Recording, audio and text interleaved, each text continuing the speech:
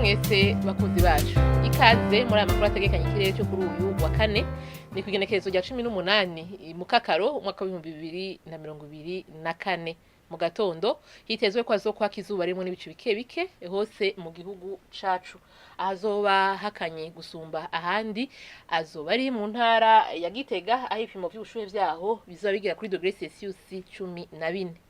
Ku muhinga hazobandanya haka izuba harimo n'ibicu bike bike hose mu gihugu cacu azoba hashushe gusumba ahandi ni mu ntara y'Ibitoke aho ibipimo by'ubushuhe vyaho bizoba bigira kuri degrés Celsius 33. Ejo mu gatondo hitezwe yuko izuba rizoseruka igihe cy'isaha 12:10 rirenge igihe cy'isaha 12:8 z'umugoroba.